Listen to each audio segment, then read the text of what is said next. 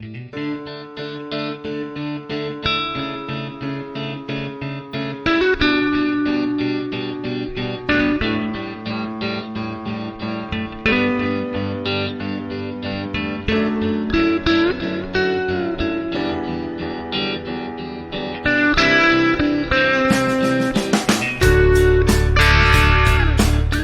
¿qué tal? Y bienvenidos a Letras Habladas número 20. El tema que dejamos la semana pasada, que lo dejamos sobre la mesa tendido, sobre si somos malos por naturaleza o si nos hacemos malos porque la sociedad, el mundo que nos rodea, pues, nos lleva o nos condiciona a ello.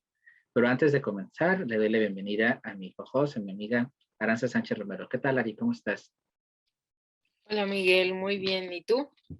Bien, feliz porque nos fue de maravilla en el sorteo de este sábado que tuvimos con la Ibero. Regalamos pues 3 libros y una revista. Nos fue de maravilla. Entonces, pues agradecidos con todos y todas ustedes que nos hacen pues el gran honor y el privilegio de participar en las dinámicas, de estar activos y probablemente de vernos. Así que muchísimas gracias y esperen un próximo sorteo en estos días próximamente, ahora por Instagram, para que estén muy pendientes de nuestra cuenta de Instagram. Y algo adicional y algo que, bueno, aunque ya lo comentamos en el live y lo hemos estado precisamente el día 10 de agosto, llegamos a nuestros primeros 5,000 fans, a nuestros primeros 5,000 seguidores en Facebook.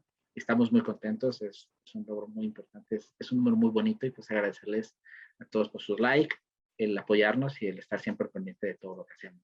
Sí, igual estoy muy emocionada porque como lo dices, una es pues los sorteos que les fue muy bien, otra parte es ese número que dijiste al que llegamos 5,000 que se dicen, se dicen fácil pero no lo son. Y bueno, también el hecho de que, como siempre, ¿no? O sea, que es muy como gratificante para nosotros estar haciendo los lives con ustedes y sobre todo de temas que como han recibido, ¿no? El mundo de Sofía y cómo lo hemos estado analizando. Entonces, pues también como muy feliz por eso. No, y también, pues aprovechando las felicidades, pues también comentarles que pues llegamos hace poquito a los 300 suscriptores aquí en YouTube, normalmente desde enero. Es algo que ha venido creciendo, inició de una manera un poco extraña porque la idea solo era subir un video al mes, era subir los debates que tenemos, el viaje al pensamiento y ha mutado en ser pues una parte muy medular ya de filosofía en las redes, como que quizá, aunque el centro sigue siendo y es el blog, YouTube ya es como que este brazo derecho del sitio, así que pues agradecerles estos recientes suscriptores y si nos estás viendo y no estás suscrito, pues te invitamos a que te suscribas, a que le des like, o sea, que nos compartan para seguir creciendo, seguir llevando más contenido y seguir generando estas nuevas cápsulas, estas nuevas secciones que estamos trabajando para acercarte a ti a la filosofía de una manera divertida, dinámica y no tan aburrida. O sea, creo que no esperábamos ninguno de los dos como la evolución que iba a tener YouTube y sobre todo o sea, el canal de YouTube, pero sobre todo en tan poco tiempo, ¿no? O sea, como al final se ha vuelto una parte muy importante, ya está el podcast, se sube siempre todos los domingos el corte, más aparte los debates que fueron justo por lo que se empezó el canal de YouTube. Entonces, ha ido creciendo y también eso es importante porque de alguna manera como que se va diversificando el contenido y como que hay muchos espacios en donde se pueden abordar distintas cosas, entonces está también padre y como dices, también invitarlos, si no están suscritos o si no han visto los temas, por ejemplo, que hemos estado abordando aquí en el podcast de Letras Habladas, estará muy bien que se dieran una vuelta para ver algunos de los temas que hemos hablado y incluso de los próximos que se vienen, que siempre terminamos diciendo cuál es el tema que viene en los próximos episodios del podcast.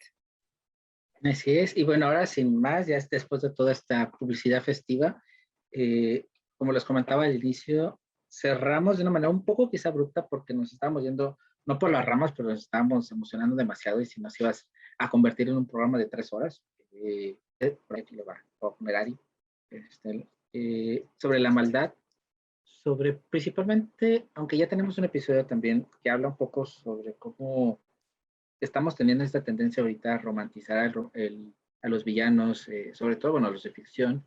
Se están sacando muchas películas y series que tratan de abordar eh, el origen de estos personajes malvados y más de verlos como, o de pintarlo como que esta historia de origen tiene una connotación un poco de buscando como empatizar, como acercarnos y entenderlos. Y en ese sentido, de que, bueno, acaba de, por ejemplo, salir la de DC Squad, está también Cruella, que es como que de lo más reciente que tenemos ahorita, que son estas, por ejemplo, estos villanos que tratan de salvar al mundo, o sea, un poco medio extraño, y Cruella, que también les da un origen a esta maldad. Tratamos de retomar un poco esto analizándolo, si realmente las personas que hacen el mal, ya sea de ficción o personajes reales, están condicionados por su entorno, si es, si ahora sí que son consecuencia de la sociedad, o si realmente hay algo en ellos que nacemos como tales malos. No sé, incluso, bueno, Ari, si quieres recapitular un poquito de lo que hablamos la semana pasada y bueno, ya te voy a votar en dónde nos quedamos adelante. Creo que un punto medular al que llegábamos y que de alguna manera, o sea, es parte de la problemática de esto, y me recuerdo mucho, era cuando hablamos un poco de la moral, ¿no? Y que decir que al final, pues, estamos hablando o nos estamos metiendo como en mucho en el terreno ético-moral cuando hablamos de maldad y de lo que es lo bueno y lo malo. Y me acuerdo que retomaba, bueno, yo mencioné el caso específico de cómo Foucault problematizaba esto y decía de cómo no, al final, nosotros como sociedad, o sea, qué tanta participación de alguna manera teníamos en toda esta discusión de estas personas que al final, pues se originan dentro de la sociedad, ¿no? Y ya lo mencionaba, ¿no? O sea, al final este tipo de personas no llegan a ser lo que son o lo que fueron por sí solos, sino también eh, es parte de toda una estructura en la que ellos están inmersos y mencionaba justamente el nombre de Foucault porque él hablaba de cómo en las cárceles, o sea, en las instituciones psiquiátricas o en las cárceles, lo que hacíamos era como rezagar a este tipo de individuos y lo que atendíamos o lo que parecía más bien que hacíamos era atender a las consecuencias y no tanto a las causas. Entonces, yo planteaba esto en el sentido de que es interesante hacerles la pregunta de hasta qué punto nosotros como sociedad tenemos participación en esto, si es que la tenemos, ¿no? Y si no la tenemos, aún así creo que podemos empezar a pensar como en vías de solución. Y si sí la tenemos, bueno, con más razón empezar a hacerlo. Me acuerdo que llegamos como a ese punto, pero no sé si tú quieras retomar algo en específico. Sobre esto de las instituciones mentales, bueno, yo retomaba un poquito sobre el Joker en cuanto a la última película, ¿no? En cómo quizá su maldad o ya cuando se convierte en el Joker como tal, es parte de estas consecuencias de este maltrato que tiene la sociedad, ¿no? De cómo era como esta válvula de escape ante limitarse en todo en cuanto a perder pues el apoyo pues, en la asistencia psicológica que iba, con los medicamentos y todo. Es como quizá una manera de rebelarse al sistema y de atacarlo, ¿no? Pero de aquí ya hace una connotación muy importante que es, y bueno, incluso en lo que es el aspecto legal se maneja mucho, es el cómo actúa una persona con algún problema mental, con algún padecimiento mental, y de cómo se le va a juzgar a esa persona. Y cuando es otra persona, ya actúa de mal, ¿no? O sea, no es lo mismo que alguien con un problema psiquiátrico asesine a una persona, incluso de una manera muy brutal, a que una persona normal, entendiéndose por normal quién sabe qué, porque pues, nadie sabemos que es normal, asesine brutalmente a otra persona.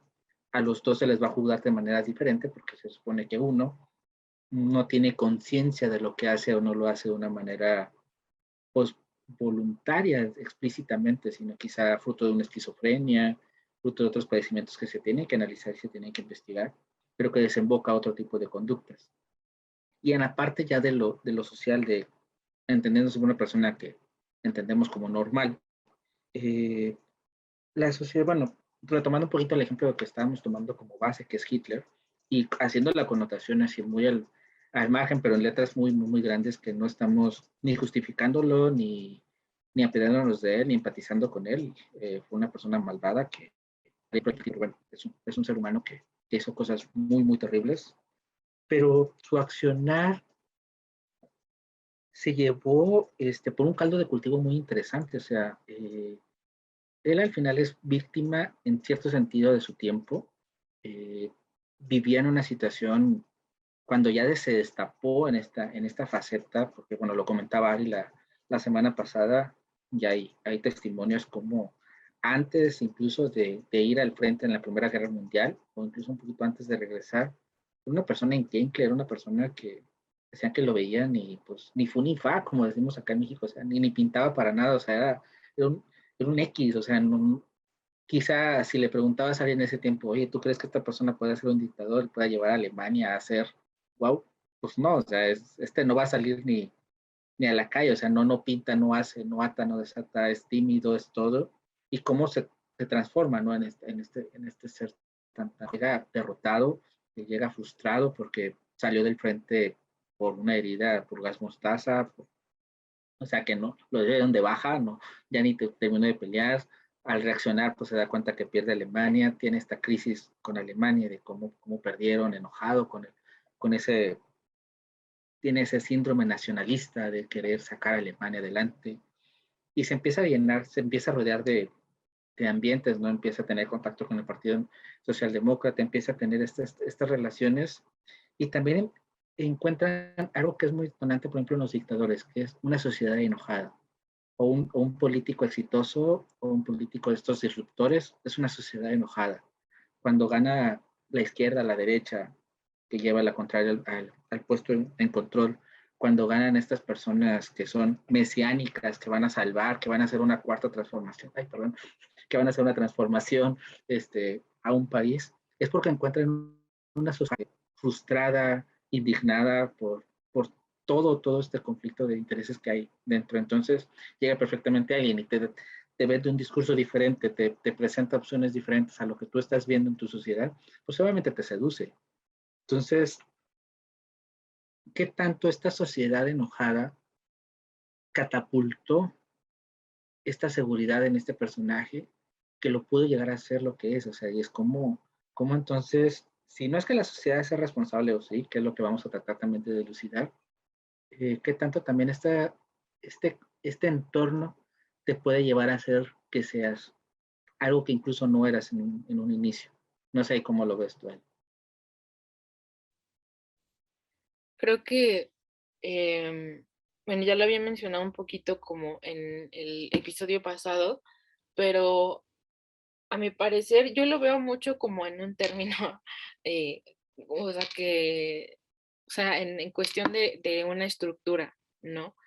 Por ejemplo, yo esa es como mi forma de entenderlo más en ese sentido. O sea, yo creo en esta parte, en esta pregunta que nos hacemos justo de qué tanta responsabilidad podemos nosotros atribuirnos como sociedad, si es que la hay, mi respuesta es que sí tenemos nosotros responsabilidad en eso, pero ahora hay que determinar en qué medida y cómo, ¿no?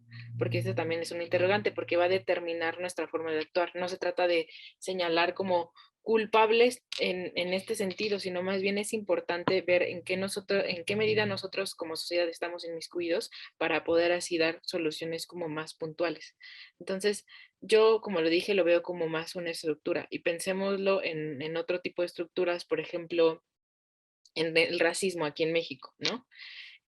Muchas veces nosotros se tiende a pensar, o quizás es más esto una perspectiva como más superficial, pero tendemos a pensar que las personas que son racistas con otras personas lo hacen porque son malas o porque quieren ser crueles, pero en muchas ocasiones las estructuras no funcionan así. Es decir, cuando estamos hablando de estructuras, estamos hablando de que hay un cimiento sobre el cual está encima como todas nuestras conductas, nuestras costumbres y nuestra ideología. Entonces, eh, cuando nosotros, esta estructura se manifiesta en ese sentido, ¿no? O sea, esa estructura se puede manifestar de distintas formas y es una de ellas es mediante cómo nos comportamos o cómo nos relacionamos con los demás. Ahora, por ejemplo, exclusivamente en este ejemplo que después voy a conectarlo con el tema que estamos hablando, que es el del racismo, ahorita, este, ¿qué pasa con el racismo? Nosotros tendemos a comportarnos de una manera con las personas, pero no necesariamente porque nosotros querramos ser crueles con otras personas o porque nuestras intenciones sean malas, sino porque en términos como una estructura está tan arraigada en nuestra sociedad o en otros términos, como una ideología o una forma de pensar está tan arraigada en la sociedad, es difícil para nosotros empezar a distinguir las conductas que son dañinas. Nosotros lo hacemos ya casi como por costumbre o como por hábito y no nos detenemos a pensar tanto en eso. Ahora, esto que tiene que ver con el tema que nosotros estamos tratando, o sea, yo creo que eh, nosotros tenemos responsabilidad en el sentido de que nosotros perpetuamos conductas que inevitablemente llevan a el hecho de que este tipo de individuos que ya tienen a lo mejor alguna predisposición latente a quizá no ser tan empáticos con los demás, empiezan a desarrollar o a multiplicar sus conductas que de alguna manera terminan dañando o impactando de una forma negativa en los otros y en la sociedad. Entonces, yo es esta forma en como lo veo, ¿no? O sea, al final nuestra responsabilidad se remite al hecho de que nosotros, en vez de quizá atender en muchas ocasiones las raíces profundas de los grandes males que hay en la sociedad, más bien nos enfocamos en las consecuencias, ¿no? En empezar a señalar, por ejemplo, ahorita ya hemos hablado de este tema antes, pero en la cultura de la cancelación, que al final no tiene nada que ver con erradicar algo, sino con humillar a las personas, con humillarlas, y eso al final no desemboca en algo, vaya, en algo bueno o en una cura o en una especie de corrección para entonces empezar a relacionarnos con los demás de otras formas. Entonces yo creo que sí tenemos responsabilidad nosotros como sociedad en ese sentido, en el sentido de que perpetuamos conductas que lo importante sería como empezar a cuestionarlas, pero también como lo dije en el episodio pasado, creo yo que quizá no somos responsables tal cual de lo que vivieron esos determinados individuos que ya tenían, por así decirlo, esas conductas latentes en su persona. O sea, no somos responsables de la historia de esos individuos, pero creo que sí somos responsables de lo que pasa después con ellos. Yo lo digo como en el sentido de que, o sea, somos nosotros responsables, no somos responsables de lo que les pasó a esos individuos como su historia personal o sus vivencias o lo que llegaron a experimentar. Y de hecho tampoco creo que esos individuos tengan responsabilidad de lo que, o sea, sean responsables de lo que vivieron o de lo que les hicieron, pero sí son responsables o sí somos responsables de lo que viene después, ¿no? De cómo tratamos esas, o sea, de cómo al final, pues todo eso que se experimentó, que se vivió, se transforma en algo negativo en la sociedad y eso es justamente lo que estamos como discutiendo, ¿no? Creo que nuestro papel entonces tiene que ver con lo que viene después, ¿no? Con cómo se manifiestan entonces esas formas o esa violencia o esas agresiones en la sociedad y cómo nosotros los vamos, este, pues sí, como gestionando y de alguna manera tratando de encauzarlo como hacia un lugar en donde pues empieza a fomentar relaciones más sanas, ¿no? No sé qué piensas de eso. Y ahorita, bueno, quiero tres temas a tocar de lo que dices. Uno, el cómo y el cuánto como sociedad somos responsables, pero eso lo quiero dejar de lado porque retomando un poco lo que dices del racismo, tradicionalmente, como dices, las personas a veces no son racistas o no son incluso xenofóbicas porque lo quieran ser, sino porque se les enseña, se les inculca, estamos muy acostumbrados a esto de que lo diferente es malo, lo diferente hay que eliminarlo, tú no puedes ser diferente a las otras personas, tú no debes de ser diferente, tienes que entrar en un molde y si algo es diferente, pues lo desechas. Y en eso, una vez, no me acuerdo en dónde, pero escuchaba una reflexión sobre cómo, por ejemplo, qué tan importantes son los mopeds en los niños o incluso Star Wars. ¿Por qué? Por ejemplo, los botargas, pero todas son diferentes. Hay un perro, hay una rana, hay un cerdo. El cerdo, la puerquita está con la rana, está el gonzo. Hay tanta variedad de personajes y conviven de una forma amigable. Y entonces analizaban que a los niños eso inconscientemente les permite aceptar que hay personas diferentes y que no por ser diferentes vas a conflictuarte. O sea, que era algo a nivel subconsciente de los niños, algo muy interesante, pero me gustó, o sea, porque ya analizándolo con frialdad era verdad, o sea, es como ves la caricatura o ves los personajes y Y a lo mejor incluso como adulto no te choca que estén conviviendo, que una rana y una cerda se besen. Pero ya cuando lo trasladas a que sea una persona de color, como se les dice, de color, una persona negra, una persona caucásica, tengan una relación romántica, pues te conflictúa. O interraciales. Pero entonces, ¿cómo los niños eso les podía fomentar?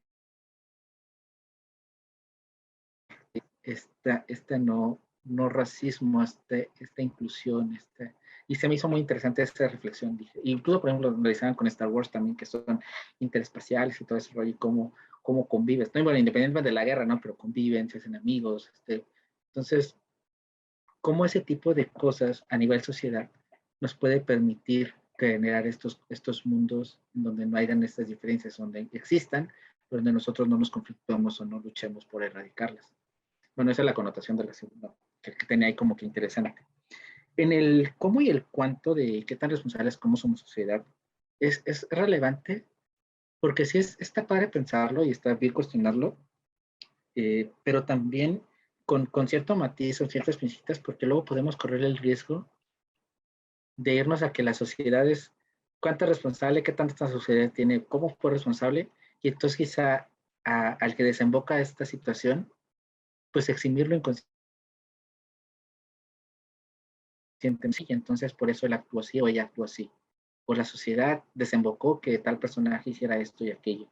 Y entonces inconscientemente también el al querer agarrar culpa a la sociedad exime al personaje de la maldad. Y en ese sentido, nosotros vimos una serie de Netflix, Cómo convertirse en villano o en dictador, cómo convertirse en dictador, que se la recomendamos, analizan la historia de varios dictadores de la humanidad y cómo este análisis está de sus vidas y cómo te dan como que consejos si quieres ser un dictador, de una forma satírica, obviamente, pero está interesante. Y algo que rescato que le comentaba a Ari del primer episodio que hablan precisamente sobre Hitler, era que recomendaban a las personas que estaban viendo el documental a no juzgar a los alemanes de esa época, porque solemos hacer eso a veces. Ponemos a Hitler, ponemos el Holocausto, ponemos la Segunda Guerra Mundial, y luego decimos, no, es que están enojados, están frustrados, y pues entonces, pues lo que decía, no agarró una sociedad perfecta en un momento perfecto, entra este personaje y hace boom. Pero todo fue porque todo lo demás se acomodó. Entonces, quizás sin querer, diluyes un poco a Hitler y haces responsable a la sociedad. Y decían en algo muy importante, que no juzgáramos a la sociedad alemana de ese entonces, porque hacía la alegoría, la metáfora, porque no sabemos nosotros como sociedad cómo somos actualmente. Y quizá nosotros en situaciones similares podríamos actuar de una forma parecida. Y algo que le comentaba, y simplemente podemos ver a Donald Trump, ¿no? ¿Cómo te ibas a pensar que en el país potencia del mundo, una persona que incluso ya ellos mismos a los años ya se arrepintieron de haberlo puesto en el poder y ya se puso Twitter a bloquearlo y Facebook a bloquearlo, al último, ¿verdad? Porque antes lo apoyaban, ¿no? Y todas las cuentas estaban y todas las cuentas estaban con él. Ya al último, cuando ya sabían que no se iba a relevar, ya sabían que ya no, pues ya, entonces ya lo empezaron a sacar, que también eso es cuestionable. Cómo sus posturas fueron rígidas al momento que sabían que el personaje iba a dejar el poder. Y cómo esas políticas que venían detonándose de un personaje desde años antes no fueron rígidas porque sabían que estaban en el poder. Entonces también como que tan coherentes son realmente si fue porque sabían que ya no les podían hacer nada y al contrario los iban a apoyar porque ya lo iban a sacar o porque realmente fue porque sí habían violentado sus políticas.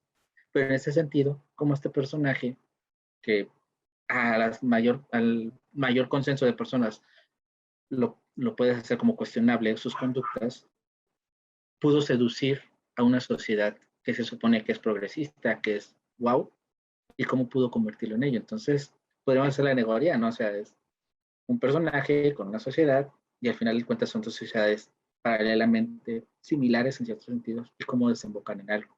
En ese sentido,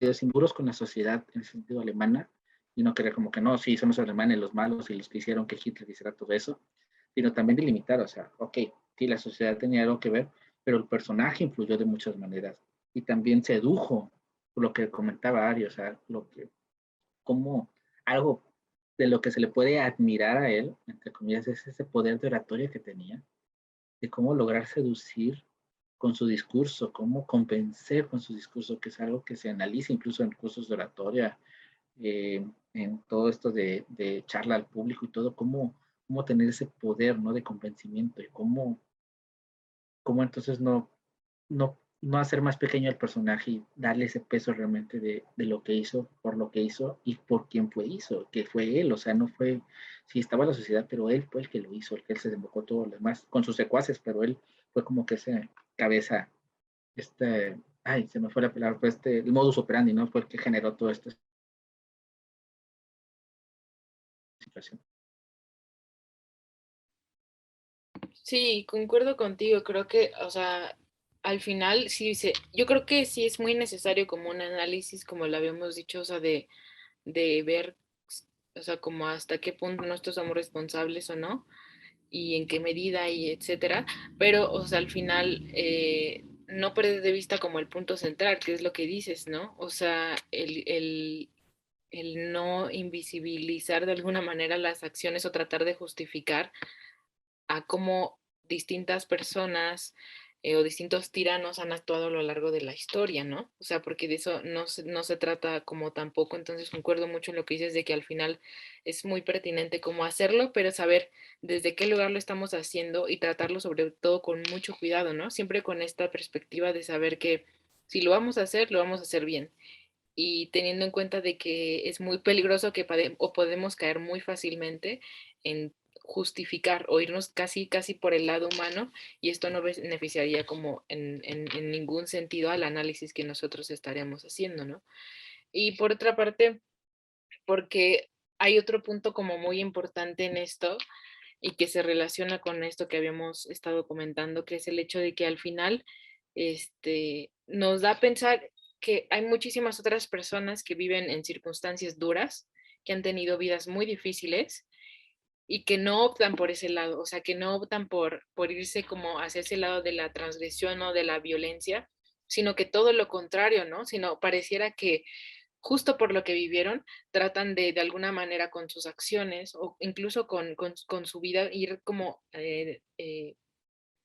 pues, moldeándola de una forma distinta a lo que ellos en algún momento vivieron, ¿no? E incluso vemos a este tipo de personas que se empiezan a meter como en no solo vivir una vida completamente distinta a la que ellos habían tenido anteriormente, sino también beneficiar al mayor número de personas, ¿no? Es decir, también buscan cómo ayudar. Y esto es algo como que también de repente nos deja así como un poco extrañados, porque al final vemos como de una misma circunstancia, bueno, no evidentemente de una misma circunstancia, pero como de circunstancias o de eventos parecidos pueden salir dos cosas completamente distintas, ¿no? O sea, como una persona puede inclinarse a hacer el mal, si nos ponemos como muy, entre blanco y negro, ¿no? O sea, pero como una persona se puede inclinar a hacer cosas malas y entonces a vengar todo lo que vivió y otra persona se inclina hacia el otro lado.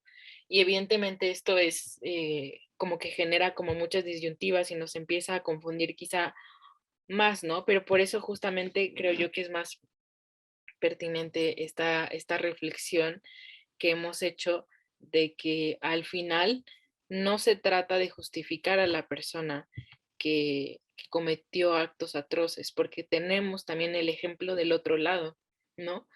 Si realmente esto no fuera posible, ni siquiera estaremos como hablando de esto, ¿no? O sea que al final sí hay personas que viven circunstancias muy difíciles y no optan por ese lado de la transgresión y de violencia. Y no sé, es una pregunta que me hago como muy seguido, porque también creo que el caso de Hitler me parece muy particular y no logro entender como todavía cómo de ser una persona que pasaba desapercibida, que realmente nadie le atribuía ni siquiera un carácter fuerte, o sea, nada, pasó a ser como todo lo contrario. Y no sé cómo de dónde venga esto, pero no sé qué piensas tú de eso. Ahorita que hablas como de esta paralelismo, ¿no? Que a veces una situaciones adversas te puedes provocar o un tirano, o un villano, o una persona bondadosa. Me viene a pensar un poquito, por ejemplo, Gandhi, cómo él vivía en una sociedad complicada, vivían situaciones muy adversas y cómo quizá la forma en que la guerra, pues, de la violencia, por medio del control y tomar, hizo todo lo contrario, ¿no? Y es donde te quedas como que estas situaciones que dices tú, ¿no? Incluso el enojo de esta impotencia como sociedad, cómo te puede, cómo, cómo logras educarlos en los dos lados. Y es donde quizá pudiéramos replantear la pregunta inicial de, ¿somos malos por naturaleza o hay bondad en nuestro interior, hay metida muy adentro de nosotros? ¿Cómo, qué puede desembocar eso? ¿Qué es lo que te puede llevar a? Porque incluso es tu familia, es tu entorno, eres tuya como persona, porque como ya lo comentaras la semana pasada, llega un momento en donde el decir que porque mi familia lo hizo, porque mi familia me enseñó, porque mis papás me hicieron, o porque mi hermana me sacó la lengua de niño y entonces yo me enojé, llega un momento en donde todas esas justificaciones solo son eso, llega un momento en donde tú tomas conciencia libre de decidir cómo actuar y cómo ser, y en donde sí tienes todas las influencias del pasado, tienes toda tu historia de vida atrás, pero un momento donde tú decides qué camino tomar y cómo llegar a ese camino, o sea, cómo realmente, por ejemplo, en estos dos paradigmas, cómo uno se inclina por el bien en este blanco y negro que planteas y cómo otra persona se inclina por el mal, ¿no? Y qué es lo que te puede llevar a... Y en esa parte, ¿no? De sentido y de Hitler, pues sí, o sea, quizá, no sé, analizando así, sí, cuánto lo que se sabe de él, quizá fue de esta manera en sentirse aceptado, porque, por ejemplo, cuando él empezó como que tener esta injerencia ya, este interés político, fue porque entró a esta reunión de los socialdemócratas, le gustó y después tomó la palabra, empezó a hablar y empezó a recibir vítores y empezó a recibir cuando una persona, incluso a lo mejor nosotros experimentamos cuando estamos haciendo algo y nos aplauden, pues nos emocionamos, nos volamos y empieza como a crecer este ego, ¿no? Esta seguridad, esta autoestima se empieza a elevar. Quizá fue en esa manera de encontrar este rebote positivo, que lo que él decía no estaba como que tan desubicado para la sociedad donde estaba y en donde quizá todas estas cosas que él dijo y que nadie se atrevía a decir, encontraron en sus oyentes pues este apoyo, ¿no? De ellos mismos decir, bueno, yo no me atrevo a decirlo, pero hay un loco que sí, y pues está bien y me gusta lo que dice. Entonces quizá para mí, en ese sentido, quizá fue encontrar esta respuesta, este eco. Porque si él se hubiera parado en una sala, en un bar, en lo que sea, y hubiera hablado y nadie lo hubiera apoyado, lo hubieran abuchado, lo hubieran metido jitomatazos, probablemente ahí se hubiera acabado su interés político. Pero fue quizá en la medida en que recibió este apoyo, puede ser responsable en cómo consecuentar las cosas. ¿Qué pasó con Donald Trump al inicio? Lo podemos analizar también. Al inicio cuando se lanzó y los primeros meses de campaña todo lo tiraron al loco y que no iba a pasar, y no iba a ganar. Pero fue una medida en que empezó a encontrar apoyo, empezó a encontrar quienes replicaban su idea, empezó a encontrar quienes make America great, se encontraban, empezó a hablarles a las personas a las que sabía que podía llegar su mensaje, como a todas esas personas que perdieron su trabajo por los indocumentados, a esas personas que en los lugares en donde la violencia es porque hay indocumentados ahí o porque los delincuentes son los indocumentados y con todo este discurso que él estaba manejando y le supo llegar a las personas indicadas, empezó a encontrar eco y pues empezó a diseminar como un virus. Creo que es la medida en cómo encuentras este apoyo quizá que pudiera desembocarse en que quizá una figura tan increíble pueda generarse en alguien tan terrible como Hitler. Sí, creo que, o sea, no sé, como que es difícil, o sea, es muy interesante como analizar o sea, cómo se originan, ¿no? Estas personalidades y cómo pueden pasar de algo muy, por ejemplo, en el caso de Hitler, ¿no? Ya decíamos, o sea, de una personalidad que para nada figuraba en ningún sentido y de repente como todo lo contrario, te hace pensar como si o sea, si él, o si lo ponemos como más general, si él si esas personas ya tienen como esa maldad o esos impulsos de manera latente o realmente qué pasa, ¿no? O sea, y no sé, siento que como dices, creo que sí puede influir este refuerzo positivo que tenía él en sus seguidores, ¿no? Y aparte no nos olvidemos de un factor muy importante, que es el hecho de que él pensaba que lo que estaba haciendo era por un bien, o sea, que realmente no lo veía él como algo malo, sino, o sea, quizá en sus inicios, ¿no? No vamos a remontarnos como después, porque quizás después ya era diferente, pero en sus inicios él sabía que, o él tenía la absoluta certeza de que lo que estaba haciendo estaba bien. Entonces, ¿qué pasaba? Pues obtuvo también como este refuerzo positivo de sus seguidores. Entonces, pues no se me hace difícil, como tú dices, que en algún momento empezara a tener como mayor seguridad en sí mismo. Pero yo creo que todos estos como comportamientos, incluso como de transgresión, de ir más allá de lo permitido, ya era algo que él tenía como en su propio carácter y en su propia personalidad, ¿no? Y y pues esto nada más lo que hizo fue que las circunstancias potenciaron eso, ¿no? Pero al final creo yo que todo eso ya se podía remitir como a él mismo. Y de esto me acordé ahorita estaba escuchando una entrevista hace como una semana, dos, de una em, psicóloga forense que tiene una fundación que se llama Reinserta, que se llama Saskia Niño de Rivera, y ella hablaba como de este pues de todas estas personas, ¿no? O sea, y le llegaban a preguntar como de cómo podía ser que una persona, o sea, un niño, ya lo hablábamos incluso también en el episodio pasado, ¿no? De que un niño nace y no sabe como de todas estas cosas, ¿no? O sea, es como 100% empatía y solo conforme va pasando el tiempo, empieza como a relacionarse con las personas de diferente manera. Y hablábamos también justo de que muchas veces te enseñan a desconfiar de todos los demás, ¿no? De que desconfía de tal persona, pero ya es como una regla, ¿no? De que te lo enseñan. Y esto tiene pues evidentemente como no tanto te los enseñan los papás por crueldad o algo así, sino más por un aspecto de supervivencia y es válido, ¿no? Pero ella mencionaba un aspecto muy interesante que me hizo como también ligarlo con esto que hemos estado hablando, que es el hecho de que ella decía, como psicóloga forense, porque le preguntaban que cuál era su opinión respecto a eso, y decía que naces como, siendo niño, naces tal cual, así con 100% de empatía, y luego las diferentes circunstancias con las personas, ya sea decepciones amorosas, etcétera, o sea, cosas muy que parecerían como triviales que todo ser humano tiene que pasar, hace que vayas perdiendo como capacidades empáticas.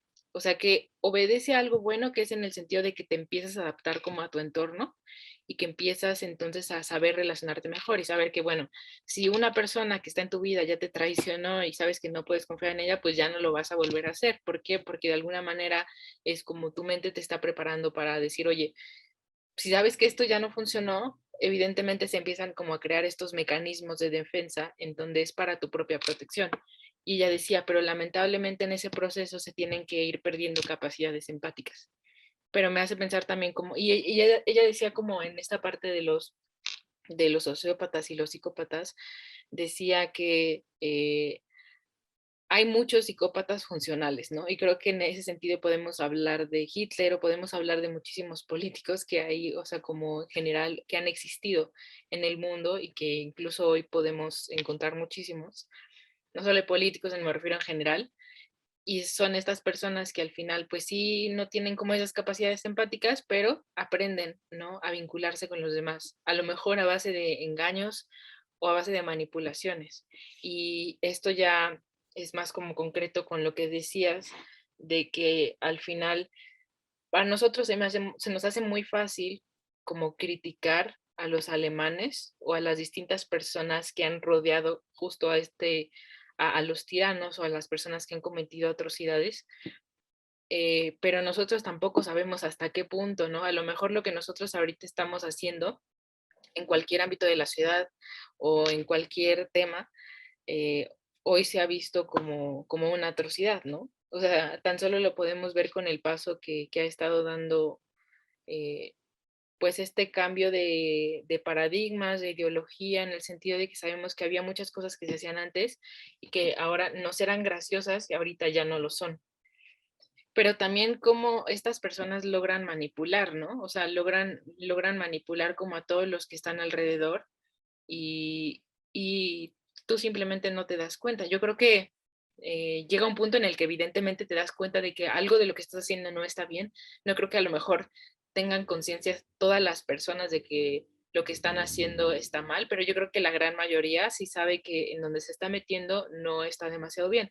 Justo por lo que ya antes mencionábamos del hecho de que cuando hace sentir mal a alguien, cuando transgrede su propia integridad, cuando estás haciéndole daño de alguna manera, creo que es inevitable no darte cuenta de eso, pero aún así ya estás tan metido en eso y ya transgrediste un límite tras otro que otro más no lo ves como realmente un daño, ¿no? Y sobre todo desde esta perspectiva, ¿no? De creer que a lo mejor lo que estás haciendo está bien, como era en el caso de Hitler, ¿no? En esto que comentas de la psicóloga, me lleva a pensar también en esta, pues, tendencia que tenemos, creo que es tendencia, bueno, al menos para mí es como tendencia natural de hacer prejuicios, ¿no? O sea, de que, sabes, eh, no sé, sufriste una decepción amorosa con las mujeres y todas las mujeres son malas. Y, no sé qué. O tu amiga prestaste dinero y no te pagaron y entonces pues, ya no prestas dinero. Entonces empiezas a encasillar las cosas, ¿no? Creo que es como dices por supervivencia, porque es esta parte de adaptabilidad del entorno, donde tú te vas a proteger inconscientemente de que pues ya no lo tienes que hacer porque tienes que prever que te vuelvan a lastimar. Y sí, se pierde, o sea, se diluye. ¿Cuánto, no sé, a veces incluso cuántas veces hablando del lado romántico quizá, cuántas veces te puedes perder la oportunidad de conocer a alguien o de entablar una relación con X o Y persona porque tuviste una mala experiencia amorosa y entonces ya te da miedo y prefieres no entrarle porque quieres.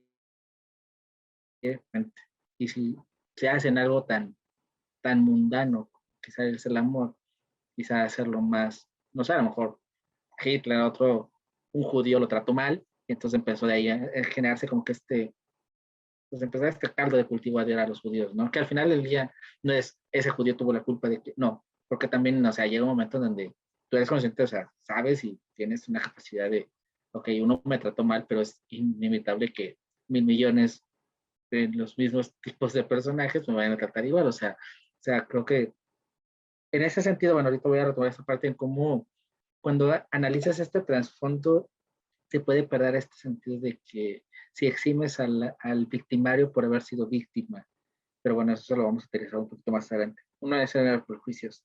En esto de lo que dices de la conciencia, de que si hay que grado a veces quizás somos conscientes de que estamos haciendo algo malo, y quizá a lo mejor porque ya transgredimos algunos límites lo hacemos,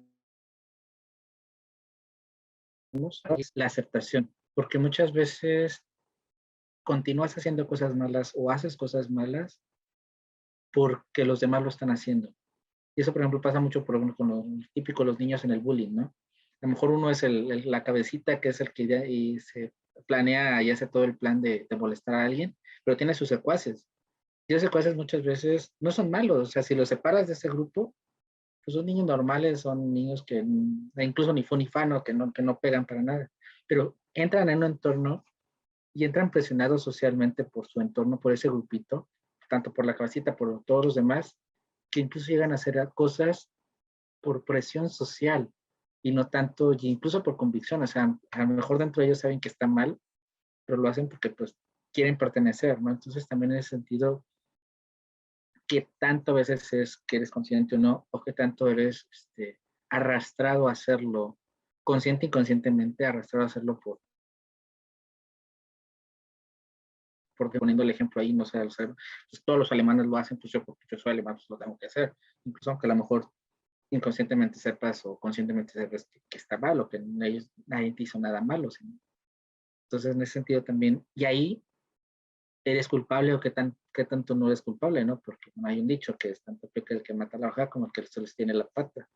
Y es también ahí, aunque lo hagas por presión social, qué tanto eres, qué tanto eres responsable o qué tanto eres culpable, por mucho que alegues que fuiste presionado.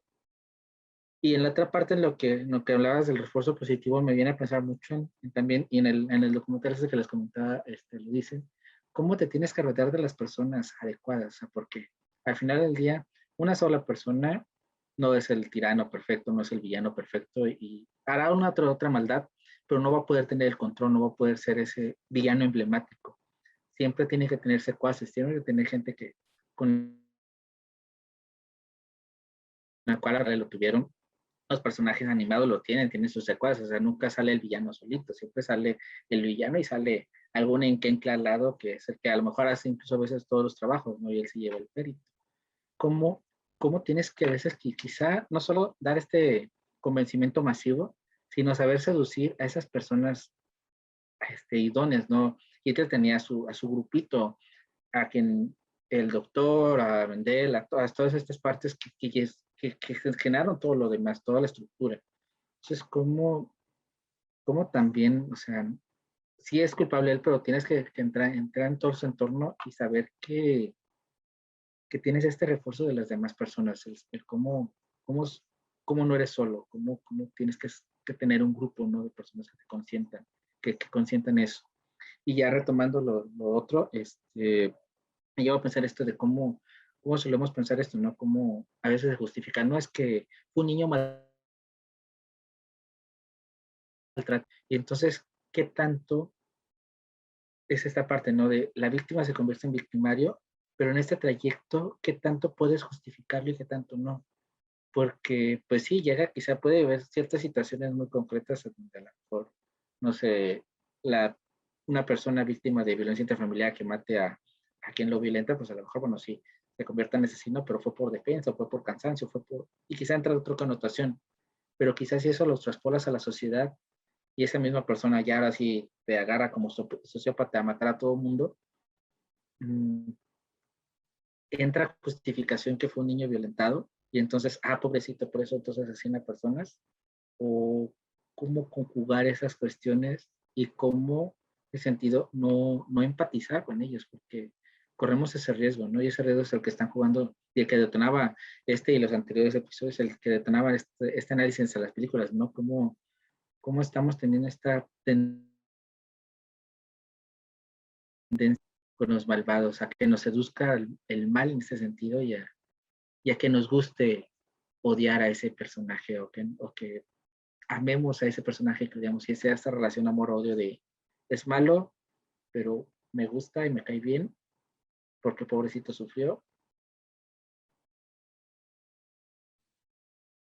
Con esto que dijiste se me vinieron varias cosas a la cabeza, a ver si logro, logro como ligarlas sobre todo para que no se vea que estoy como hablando de cosas distintas.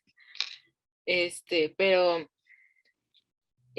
por ejemplo, de esto que decíamos de que en muchas ocasiones, sobre todo de esta línea, ¿no? De entre ser víctima, o sea, o victimario, ¿no? Y cómo en cómo muchas veces, o sea, cómo podemos caer más bien fácilmente en el hecho de decir, porque esta persona vivió estas circunstancias, entonces, se comporta así, sin tratar como de justificarlo, ¿no? Creo que es una parte muy importante, pero ahorita yo tratando como de remitirlo a algo, me acordé de una frase que tiene Spinoza, eh, bueno, no es una frase, pero es básicamente en la ética, en su libro de la ética, él habla como toda esta parte de las pasiones, etcétera, de las emociones.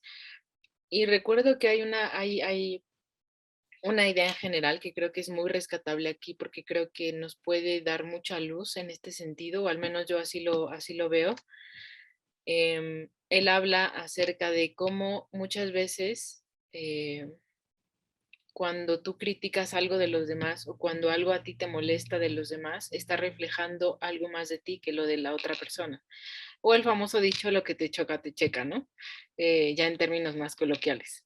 Pero es muy cierto. ¿Y por qué esto es relevante? ¿O por qué lo saqué ahorita? Porque creo que en muchas ocasiones tendemos como a, no sé, hay como esta idea un poco extraña en la sociedad y en la forma en que se nos educa respecto a nuestras emociones, etcétera, de querer hacer responsables a los demás de lo que nosotros vivimos. Y creo que esto, si lo comparamos, por ejemplo, con lo que estamos hablando ahorita, más bien si lo ligamos con lo que estamos hablando ahorita, es como creer que porque a mí me trataron de una forma, entonces yo tengo derecho sobre los demás o los otros tienen responsabilidad en eso que me pasó a mí. Y es una idea errónea.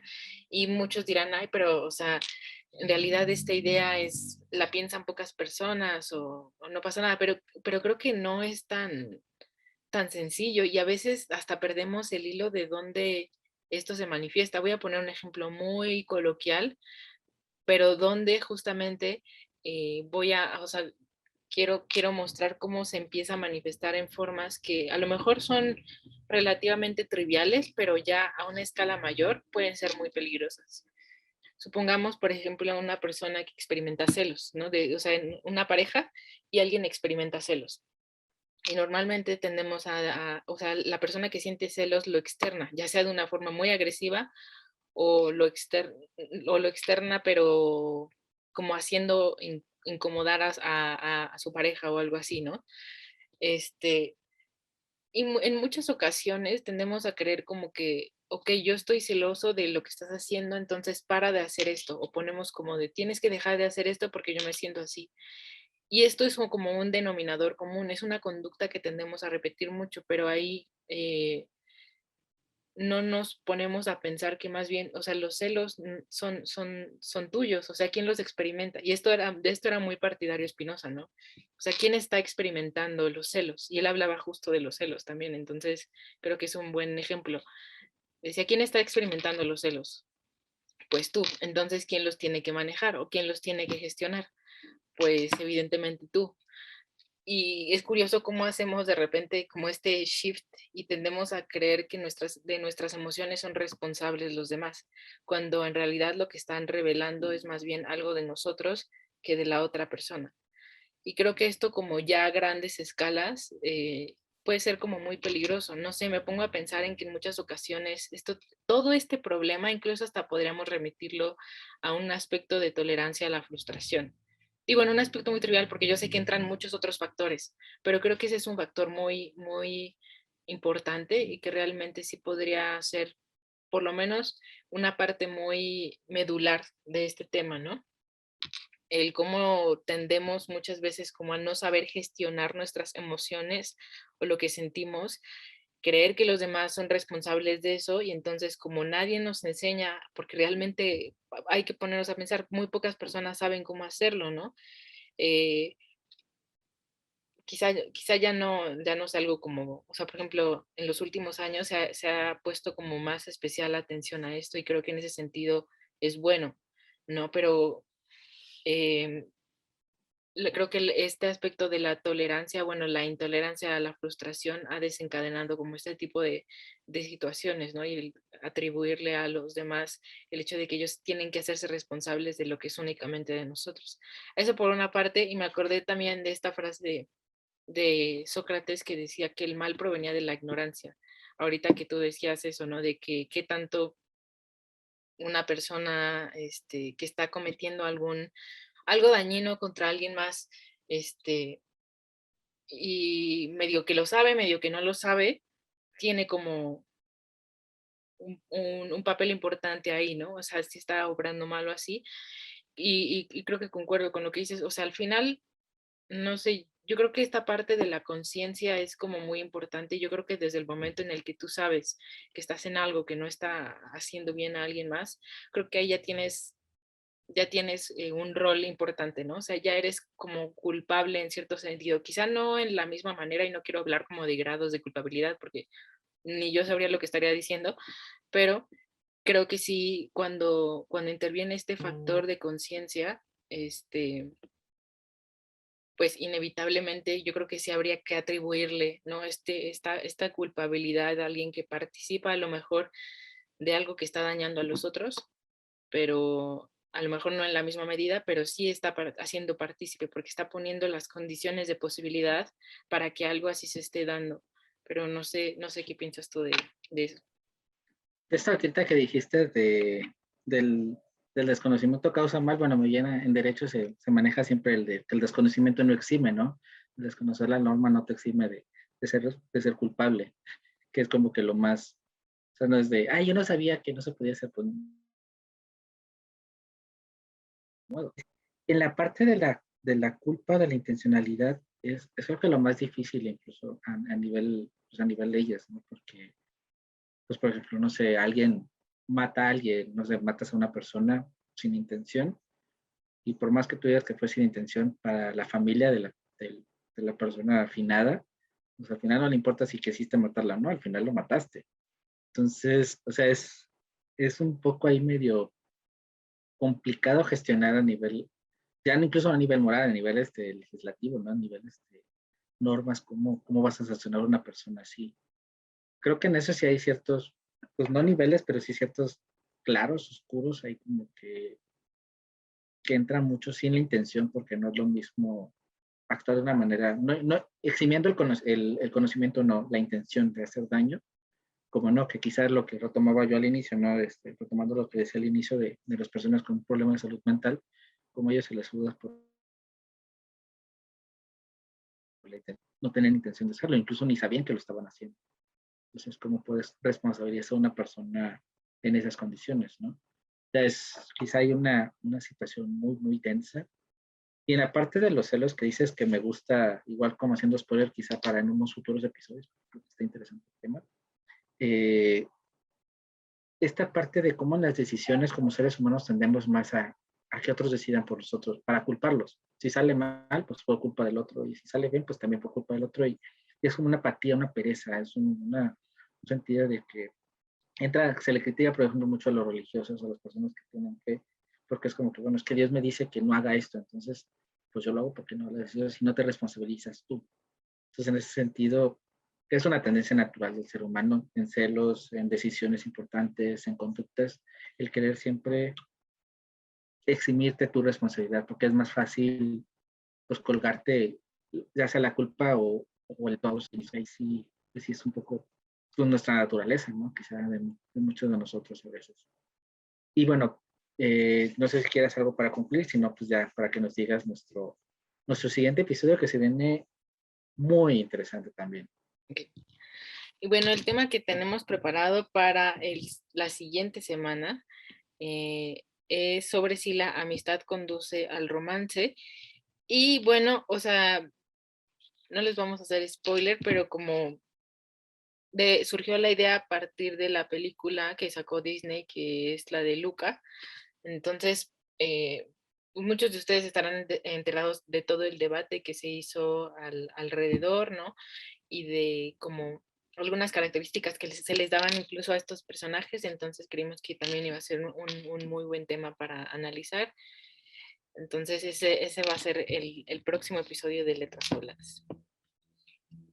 Así es, hemos andado muy Disney últimamente, pero sí, a ver si nos patrocina Disney, ¿verdad? Pues, estamos hablando mucho de ellos, pero sí, queremos a partir de todo este dilema que salió con Luca y pues bueno, abordarlo, tanto el dilema en sí, de lo que se plantea y todas las cuestiones ahí raras que se han imaginado las personas, y conducirlo a este sentido de, que es como que la tendencia natural, la frase, ¿no? Incluso nos daba risa, recordábamos, Ari y yo, la famosa frase o el famoso dicho, refrán o lo que sea, como que no puede haber una amistad siempre entre hombres y mujeres, que siempre, hablando en el lado heterosexual, ¿verdad? Porque bueno, ahorita ya, si lo planteo, pues también entre hombres y hombres ya no va a haber amistades también, porque pues, ¿no? O entre mujeres y mujeres, o sea, pero hablando en el sentido más tradicional, cómo siempre ha sido esta vertiente, ¿no? De que qué tan cercana